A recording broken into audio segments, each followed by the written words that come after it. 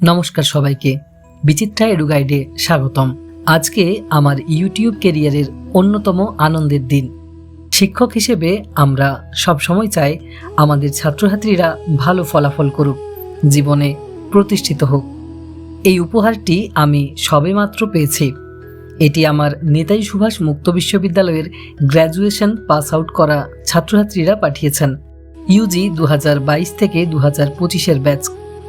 এই ছবিটার দিকে তাকালে মনটা ভরে যায়।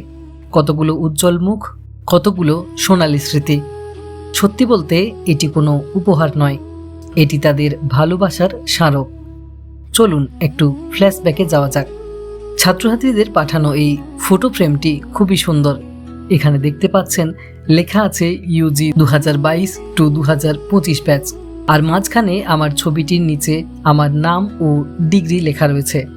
তারা মনে করিয়ে দিচ্ছেন আমি কে, কিন্তু আমি জানি আমি শুধু তাদের কাছে একজন গাইড ছিলাম।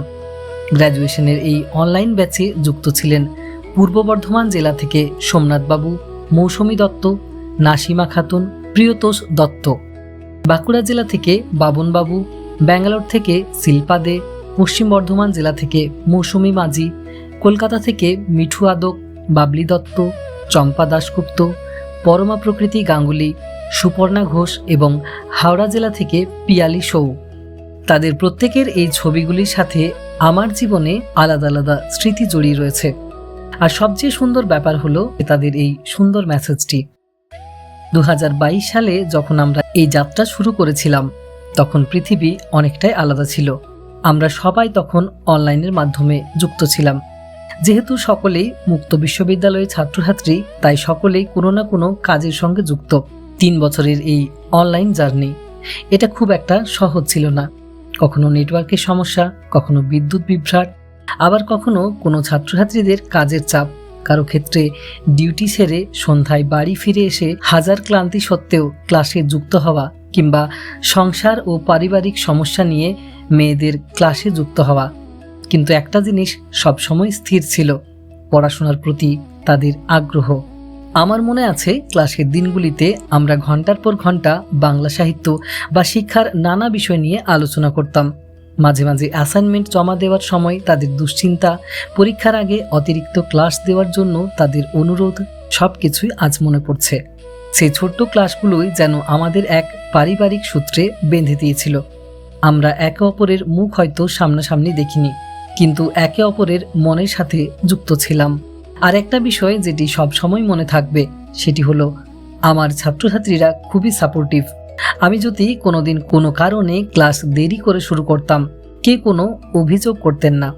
সবাই ধৈর্য ধরে অপেক্ষা করতেন, আর তাদের এই আন্তরিকতায় আমাকে আরও ভালোভাবে পড়াতে অনুপ্রেরণা যোগাতো।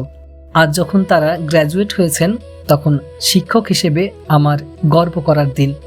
আমি এই ব্যাচের প্রত্যেক ছাত্রছাত্রীকে তাদের এই উপহারের জন্য ধন্যবাদ জানাতে চাই।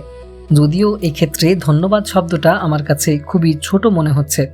এর পূর্বেও আমার জন্মদিনে, দুর্গাপূজা উপলক্ষে কিংবা শিক্ষক দিবসের মতো দিনগুলিতেও এই ব্যাচের অনেকেই আমাকে প্রচুর উপহার দিয়েছেন, যেগুলি আমি সযত্নে রেখেছি। আর আজকের উপহারটি হলো সেরার সেরা।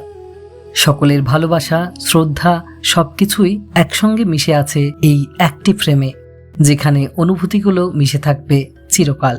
আপনারা সকলেই আমাকে যে ভালোবাসা ও সম্মান দিয়েছেন, তার জন্য আমি চিরঋণী। আপনাদের আগামী পথ আরও সুগম হোক, জীবনে সফলতা আসুক, সেটাই আমার একমাত্র কাম্য। এই উপহারটি আমার ঘরে সযত্নে থাকবে। যখনই আমি হতাশ হব বা মনে হবে শিক্ষকতা অনেক কঠিন কাজ, এই উপহারের দিকে তাকাবো আর আমার এই ইউজি ব্যাচ এবং বিচিত্রা এডু গাইডের সমস্ত ছাত্রছাত্রীদের কথা মনে করব। আপনারা সকলেই খুব ভালো থাকুন ও সুস্থ থাকুন। সকলকে অনেক অনেক শুভেচ্ছা।